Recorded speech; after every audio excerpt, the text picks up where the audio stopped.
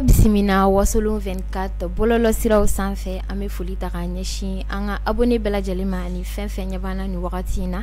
aw ka jamkan kan min tɔgɔ ko invité de la semaine.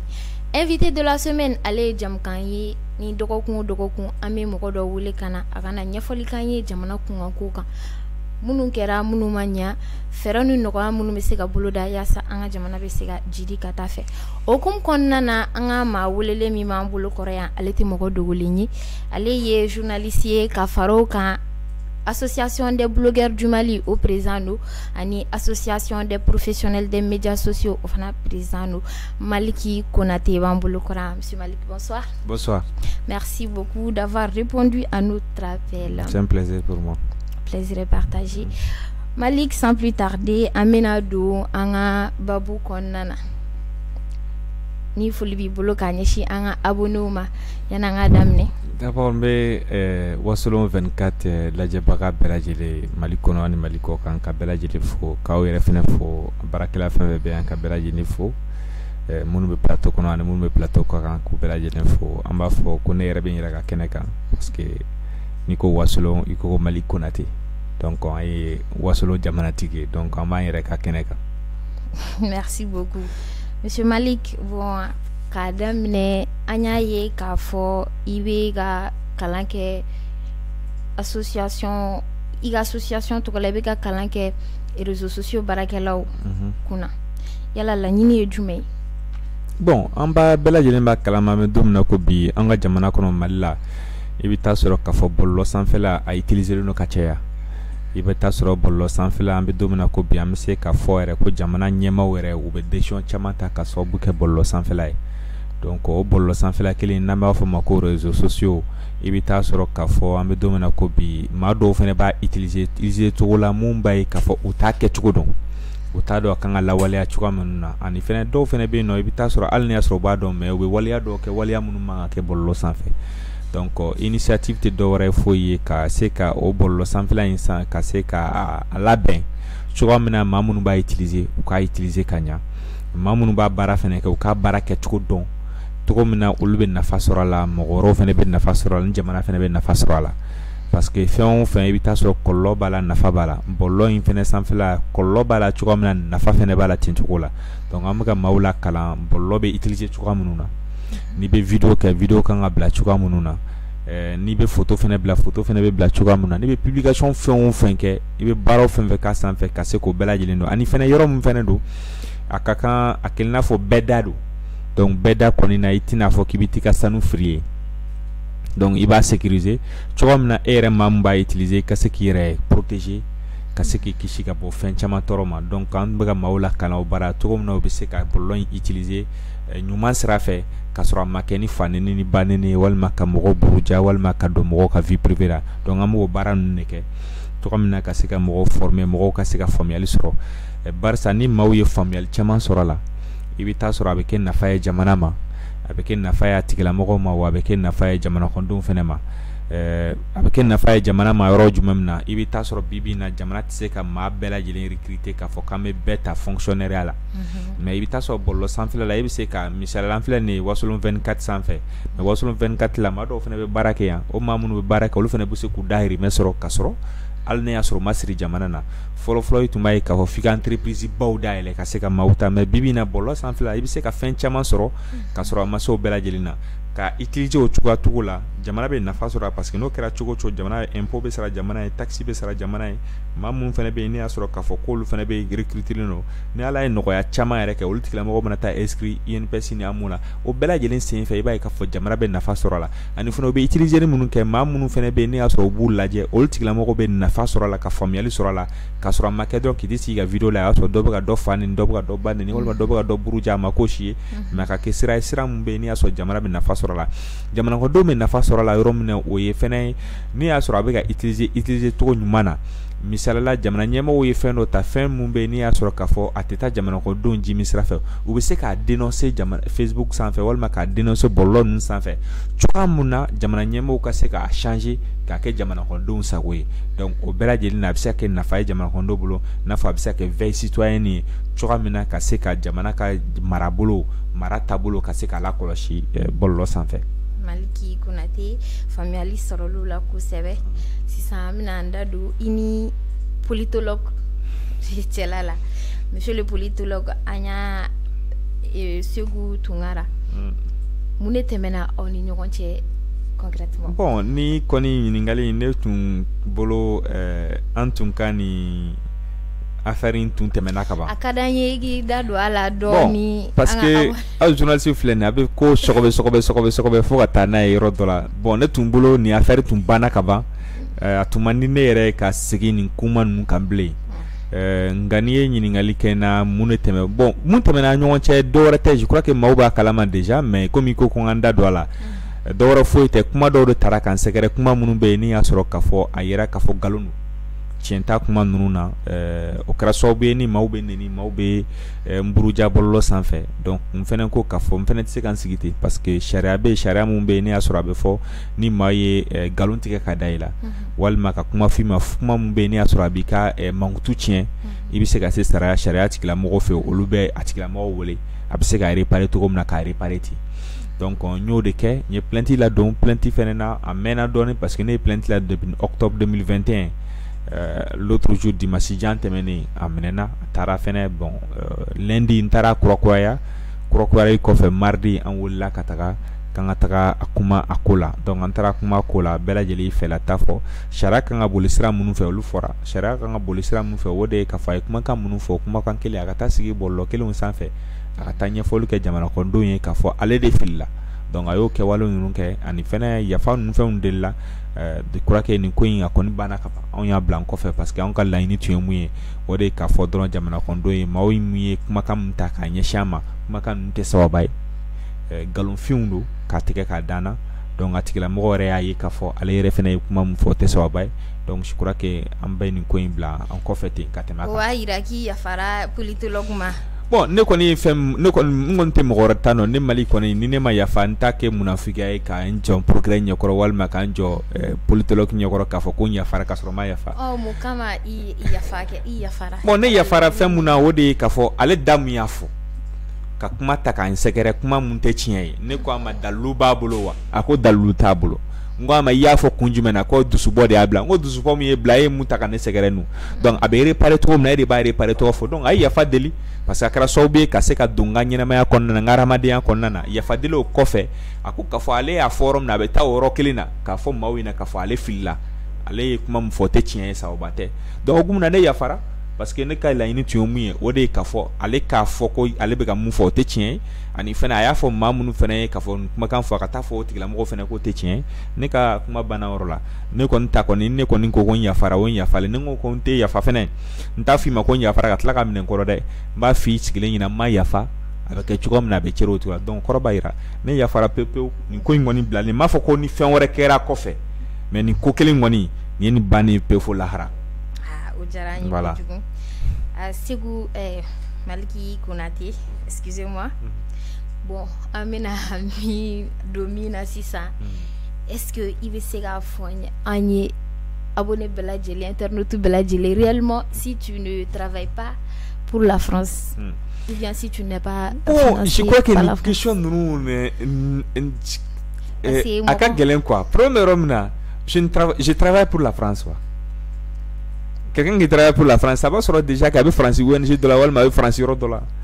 bi bi in na n'i bɛ ka baara kɛ France ye a ma se ne ka taa n sigi plateau kan bilen ka kuma o. Au contraire même les Français là ceux qui travaillent pour la France là i t'olu ye o parce que c'est pour exposer i bɛ t'i yɛrɛ exposer o kelen filanan fɛnɛ jumɛn i bilala ka baara min kɛ i b'o fɛnɛ exposer n'o kɛra sababu ye maaw ɲɛ bɛ don i bɛ ka maa mun défend maa minnu bɛ baara kɛ France ye réellement olu tɛ taa plateau kan o. Maa min bɛ baara kɛ France réellement u tɛ bɔ ka kuma caman kɛ u b'u ka baara kɛ dugu de la parce que n'u yɛrɛ yira u bɛ dɔn wa n'u dɔnna fɛnɛ olu bɛ ka baara min kɛ u bɛ tiɲɛ c'est comme un espion tɛ taa k'a yira bɛɛ da kan ko espion bɛ taa dugu dogo de la k'a ka baara kɛ donc la ne bolo ni kuma ninnu ye kuma ye dɔrɔn ka se ka maaw ka kuma lakari walima ka se ka maaw mankutu tiɲɛ ka maaw lakari ne kɔni bɛ mun fɔ ni ne Maliki Konate bɛ baara kɛ France ye ne b'a yira panparan pan kɛnɛ kan maa si tɛ se ka n balo la personne. O mɔgɔ tɛ yen mun bɛ se k'a fɔ ko Mali kana baara kɛ France a tɛ yen. Hali jamana tɛ se k'a fɔ k'i kana baara kɛ ye. Jamana tɛ ni France tɛ baara kɛ. Jamana kanu fana kama. Non mais ça kanu e b'i ka jamana kanu t'i la ka baara kɛ Maliyɛn joli bɛ baara la France. o te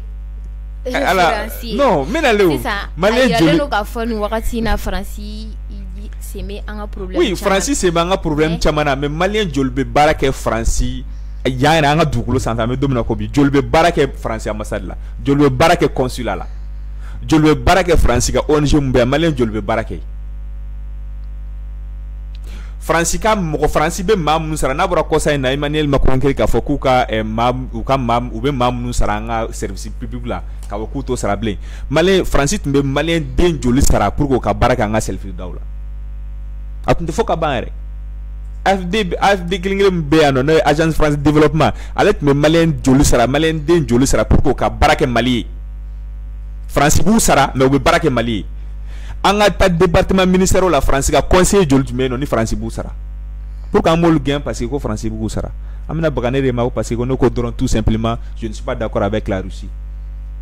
D'accord. Donc anga c'est qu'a fait nos familles ama ciblé ne ka c'est pour cela que c'est pas la peine de se justifier parce que ne ba donc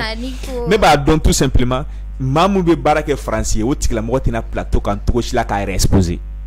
mamu be barake français atikla mo tita bollo san fait kata fo ka ba exposé o tey parce que ni be barake français ba ke digudugun do wurla parce que ni be fait ka faire comment ni juguma sira kan voilà ni ya so be fait ka koke sono ibora ka fo que juguma sira kan menale ça ni be barake français ibe baraka ye dugudugun dogo la ore ba to be koko ore ba to be sigi sero la ibe sigi la inima ni bibi ne ayra diembela kan sigi bollo san fe ka kuma ka fo alors que français be ne sara mais ne ka bara na fate yala bli parce que ne be fe ke mo na me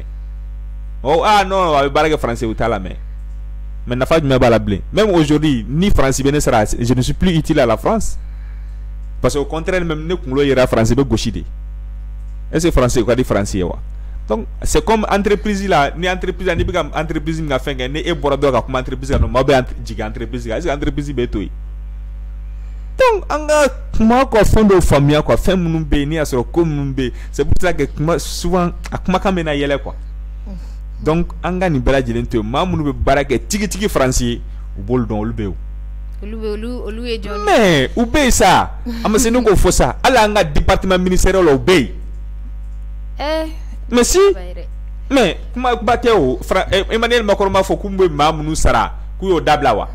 ute barage français de wa français bu sara fude fo ku tokore tadi intaro ma fo ku chekan walma ko chede walma musodo do wa français bu sara kundo de la pour ko fena kase kuna fona do di français ma jamana tieni non nta fo jamana tieni sa jamana tieni mashita ka jamana tieni fe bamuno yo kuma do fo ko ni musokoroba ni ko jien ka wuli ate wula ere ko ni ne ko Mali ka ci Mali ci li te fo ne yɛrɛ ko parce que hali n'a kɛra cogo cogo dɔw k'a fɔ ah oui hali ni Mali ko Mali ka ci n'a bunna a bɛ taa Faransi ne taara Faransi ne ba tɛ yan wa n taara Faransi n somɔgɔw tɔw tɛ yan wa n taara Faransi n denw tɛ yan wa n taara Faransi n balimaw tɔw tɛ yan wa e ma ne kelen dɔrɔn de bɛ taa dɔn e ma mun don donc mɔgɔw ka fɛn dɔ faamuya fɛn mun tɛ mun ye an ka o dabila yɛlɛ c'est à dire souvent yɛlɛ ko kuma de don quoi sinon n'a tun ka di ne ye sama son dalen be France ndagal na fo to be France to comme la ka vidéo ke sama son fene dalen be fene be ka baraka me ne ta français a do nyaw mais pourquoi matoi parce que pour moi je viens dans mon pays mais na nga jamana kono mbala yene mi se ka munke ma fo ku tara muna ko lu fene ba ka jamana na de peut-être que olu ye yen usa yen daka dol la ni yantai mais ne bolo yan fene daka dina ni yen chacun a fait un choix maintenant dire que tout simplement je ne suis pas d'accord en disant que anga France blanc na ni Russie ne bolo ali chine be seko kan France te bla Russie kana ni France be blanc be France ben ka boyno ama nye shangari mere mangari me formé mbo hakilina tainga debi kunu mbo hakilina tainga ngambi foi tembo kan ni asro o de ba ke kan so bu ke fena ko de ato ku fena ko bo afoko France so ko teme no ko kuma fole wane be to ka wo hakilina taine tadi wane kele ndron tade al armée rekono ayre colonel do kame kunu l'autre jour le colonel qui est à la tête de l'opération Maliko. Ah faux. Ma chitna ni kelega en place là na orete. I France o États-Unis i Russie o i Chine o ni chitna ni kelega en place là. Wa chitna fene ko kele ban o yoronina. U bebi na nuga intérêt de. John ba fait ka ban yoronina. Malien on be fait ka ban. Malien John sorasu. Wa ne bo aklanta de ka. Foi tembo kan.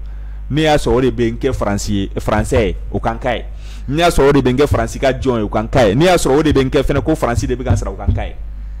Mais en âme en conseil, moi je sais. Moi, bon salam lafiya maintenant maaw bɛ ka kuma ne bɛ mun nɔfɛ dɔrɔn Segu Tunkara ta la c'est pour ça mɔgɔw b'a fɔ mago France de bi sa dɔwɛrɛ foyi tɛ parce que kuma dɔw de taara k'an sɛgɛrɛ surtout k'an bangebagaw neni ani menace de mort min kɛra o de kosɔn n ye plainte sinon ne yɛrɛ neni yɛrɛbakun neni hali dali ka so kɔnɔ dilan ka maaw b'i neni e ka na nin fɛnɛya de ye a dalen tɛ foyi la sunɔgɔ faden sago o tɛ f'i ma i ma yɛlɛ mɔgɔ sen kan i ma mɔgɔ ka foyi tiɲɛ i dalen b'i ka so kɔnɔ dilan kan o de bɛ foyi ma donc o bɛ ne kunkolo la déjà Ala kira ale sallallahu alaihi wasallam fɛn jumɛn bɛ mun ma fɔ a ma o ma gɛn ka bɔ a ka dugu kɔnɔ a yɛrɛ ka fa dugu k'a gɛn ka bɔ yen a ma taa dugu wɛrɛ la donc ne taala ye Namukura Sogo de mais fɛn dɔ de kɛra fɛn mun bɛ yen n'i y'a sɔrɔ o digira n na o kɛra sababu ye n taara n plainte komi sariya bɛ sariya k'a tigɛ dɔrɔn a banna salam lafiya mais o kɔrɔ t'a yira dɔrɔn ko bon mɔgɔ bɛ kuma min fɔ o de b'a u ka continuer k'o fɔ mais o bɛ ne ka vie changer ça ne change pas ma vie donc an ka fɛn jumɛn na an ka ɲininkali wɛrɛ kɛ an ka avancer an bɛna se ɲininkali wɛrɛ ma an y'a ye k'a fɔ i taara primature la i ye visite dɔ kɛ primature la i bɛ se k'o visite kun fɔ an ye. Bon n taara visite mun na visite in tɛ dɔwɛrɛ ye an bɔra tribunal la Segu Tunkara ka affaire la n wulila téléphone na k'a fɔ n ɲɛna ko jamana premier ministre marabolo ɲɛma k'a bɛ fɛ k'an rencontrer 17h30 ni jamana marabolo ɲɛma y'i invité i bɛ taa dɛ k'a fɔ ko n'i taara o la ko b'a yira k'a fɔ ko e bɛ contre la walima ko e o bɛ taa yira k'a fɔ e bɛ soutien na o tɛ yen dɛ jamana marabolo y'i wele soutien na pour la transition n tɛ soutien na n tɛ contre la n ta ye mun ye hakilinata ye mun ye mais hakilinata ni fɔ n'o kɛra pour ye salam lafiya n'o kɛra contre fɛnɛ ye salam lafiya mais n'i nana fɛn wɛrɛ de di yan sisan ka fɛn wɛrɛ yira n na fɛn min b'a to n bɛ bɔ n ka hakilinata in kan n bɛ bɔ o kan k'o ta tant que n'i mana n'o de ye ne bɛ n ta in de kan ne welela Segu Tunkara ka affaire la k'an ka taa premier ministre fɛ k'an rencontrer an taara fɛnɛ u ye kuma diya n y'o kuma kelen de fɔ ye ne ta banna ye maintenant maa wɛrɛw ye kuma wɛrɛ min fɔ o y'olu ta ye mais ne ɲɛrɔ ta ye min ye ne ye ɲɛrɔ ta fɔ donc soutien do n'o kɛra maaw bolo soutien ne ye kuma min fɔ k'o kɛra maaw bolo soutien o ka k'u bolo soutien n'o kɛra u bolo fɛnɛ contre ye o ka k'u bolo contre mais ne taara mun na o filɛ nin ye ne tɛ jamana contre la n tɛ Asimi contre la n tɛ Choguel contre la ni Asimi ye mun kɛ n'a ɲɛna salam lafiya n'a ma ɲa fɛnɛ n'a kan ka fɔ a ɲɛna a bɛ fɔ a ɲɛna karisa a ma ɲa parce que a bɛ o de kama wa anw jamana kɔnɔdenw sariya dɔ de bɛ n'an ye sariya min ta n'a bɛ fɔ a ma an ka constitution o de y'o ta k'o di anw ma n'anw ye jamana kɔnɔdenw ye ko n'a ye ko dɔ ye jamana kɔnɔ n'a ma bɛn aw ma k'aw bɛ se ka bɔ ka dénoncer donc an b'o kɛwale de kɛ o maintenant dɔw fana b'a fɔ kun jumɛn an tɛ proposition kɛ aw delila k'a ye yɔrɔ jumɛn proposition anw de bɛ proposition pour que président bɛ conseil bila kɛrɛfɛ conseil économique conseil politique conseil sécuritaire conseil etc etc etc pour que a b'o bɛɛ bila kɛrɛfɛ pour que anw bɛ impôt ni taxe mun sara pour que k'olu sara k'olu bɛ sara o de kama pour que u ka proposition kɛ n'anw y'a ye lakana buranku ka problème dɔ bɛ yen nɔ an bɛ bɔ k'a dénoncer bon nin tɛ ka bɛn mɔgɔ min bɛ proposition kɛ i b'o dɔn wa le conseil à la sécurité maa mun bɛ jamana ɲɛmaa kɛrɛfɛ walima maa mun bɛ ministre kɛrɛfɛ walima maa mun bɛ premier ministre kɛrɛfɛ o hukumu kɔnɔna na o de bɛna fɔ premier ministre ni gɛlɛya mun bɛ yen ni problème bɛ yen proposition filɛ parce que a bɛ sara o de kama ne tɛ sara o kama ne tɛ proposition kɛ. hali i ka jamana ye jamana kanu. ala karamɔgɔkɛ n bɛna mun f'i ɲɛna olu min bɛ jamana n'i y'a sɔrɔ pour que u ta ko jamana kanu u ka jɛ u ka salaire kɔ u tɛ salaire ta wa bi bi in na gɛlɛya bɛ Mali kan embargo tɛ yen wa a ma ko bɛɛ ka ceinture siri wa mais olu jɔn bɔra ka dɔ b'u ka salaire la u jɔn donc an kana fɔ ko bon Mali ki jamana ko don bon Mali ki jamana ko don pour que a t'o kelen fɔ président ko jamana ko don k'a ka dɔ bila président jɛnna n'a ye k'a fɔ ale bɛ se premier ministre jɛnna n'a ye k'a fɔ ale bɛ se problème bɛ maliyɛnw da la ale bɛ se ministre jɛnna n'a ye problème bɛ maliyɛnw da la ale bɛ se maliyɛnw fana jɛnna n'a ye ko bon a y'an ka jamana nafolo ta a k'a baara kɛ wa an bɛ nafolo hakɛya d'aw ma a k'a baara kɛ jamanadenw jɛr'o kan k'o d'aw ma aw ka tila k'a fɔ ko nɔgɔ jamanadenw ka tila k'o baara k'aw place la e ma mun ka baara kɛ k'aw labalo ka tila k'aw kan ko jamana ko an bɛɛ bɛ jamana in fɛ koyi bɛɛ bɛ jamana in fɛ dɛ kuranɛ mɔgɔ min bɛ kuranɛ dilan kuranɛ usine a b'a dɔn k'a fɔ n'i ye kuranɛ di mɔgɔw ma a bɛ baraji sɔrɔ a la a bɛ baraji ba sɔrɔ a la mais pour que a b'a feere o alimami bɛ maaw laseli alimami b'a dɔn k'a fɔ a bɛ malo san baraji sɔrɔ mais pour que a bɛ sara wari bɛ d'a ma tout simplement an ka ɲɔgɔn de labila dɔwɛrɛ tɛ koyi an mana diɲɛ kɔnɔ ɲɔgɔn baraji ɲini na ala ko ta sira fɛ an b'a fɔ k'an y'a kɛ fi sabililahi mais diɲɛ ko la fi sabililahi tɛ yen koyi diɲɛ ko baraji ye fɛn kelen de a n'a récompense ye mun ye i ye baara kɛ a nafolo taara ka d'i ma a banna ni ala ko don i b'a fɔ k'i bɛ taa seli misiri kɔnɔ ala i bɛ taa seli misiri min kɔnɔ e tɛ taa seli misiri la ko parce que k'i bɛ ka taa seli misiri la o i bɛ sara de o sara ye jumɛn ye n'i sara la yɛrɛ ka taa dinɛ kɔnɔ o tɛ sara dɔ ye wa mais est ce que i bɛ ka kɛ fu foyi tɛ diɲɛ kɔnɔ foyi tɛ adamaden tɛ foyi kɛ ni kun dɔ t'a la hali n'i y'a sɔrɔ i bɛ ka fɛn dɔ di maa dɔw ma i bɛ k'a di an yɛrɛ ɲuman ko wa k'a ye sarakati ko karisa yɛrɛ k'a ye ka bolo labila a bɛ fisabila kɛ a tɛ ka fisabila kɛ koyi a bɛ k'a di ka taa kunbɛn yɔrɔ dɔ la a bɛ ka taa récompense kun a bɛ sara la yɔrɔ dɔ la a bɛ sara yen donc la ka fɔ jamana kanu fɛn o fɛn hali diinɛ mun ye ala ko ye ala ko mun bɛ yen o tɛ kɛ fu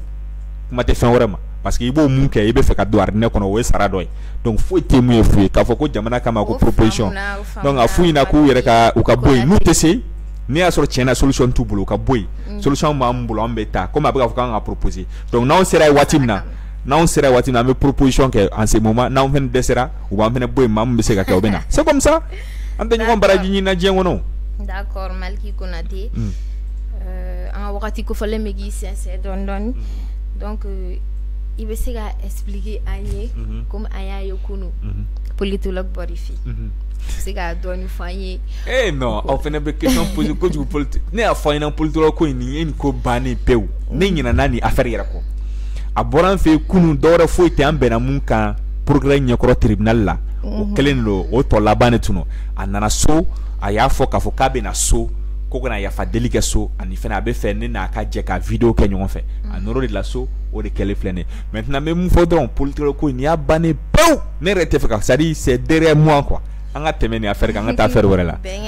Voilà. D'accord an ka wagati kofɔlen sera yan nka yan'o cɛ an bɛ kuma di Maliki Konate ma tuguni a ka kumakan laban fɔ. Ok bon kumakan laban bɛ ne bolo o de ka aw fo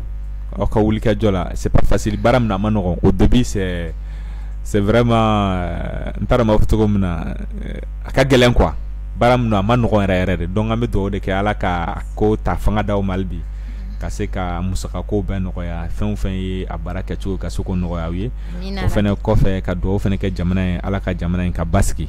ka jamana kɔnɔdenw kan bɛn kelen ma k'an ka cɛden minnu fɛnɛ bɛ yen n'o y'an ka sɔrɔsiw ye an bɛ dugawu k'u ye cogo min na ala k'u lakana k'u kisi ka bɔ jugu tɔɔrɔ ma k'an mun yɛrɛ fɛnɛ bɛ yen ala k'an kɛ maa jɔlen maa minnu bɛ yen n'i y'a sɔrɔ k'a fɔ an b'u ka cɛsiri dɔn u ye o ɲɛnamalen don walima u tanyalen don ka cɛsiri kɛ u ye ani u somɔgɔw bɛɛ lajɛlen cogo min na jamana in a bɛ se ka lakana ka dugawu fɛnɛ kɛ ala ka diɲɛ kɛlɛba min bɛ diɲɛ kɔnɔ ka se ka ban ka basigi la na ka Mali fɛnɛ ni Mali jamana wɛrɛw min bɛ ɲɔgɔn na ka se ka bɛn ka se ka sabati u ɲɔgɔn cɛ ka jamana kɔnɔdenw bɛɛ kelen ma ka jamana in ka ja. Ala ka dugawu bɛɛ lajɛlen minɛ Maliki Konate an ka jamukan in nin y'ale selen a kuncɛyɔrɔ ma an bɛ foli di an ka abonné bɛɛ lajɛlen ma ani fɛn fɛn ma abonné a ɲininen n'u fɛ u ka t'u abonné yaasa u bɛ se ka kunnafoniya sɔrɔ an ka bɔlɔlɔsiraw sanfɛ cogoya min na aw k'an bɛn don n'a nata invité de la semaine kan.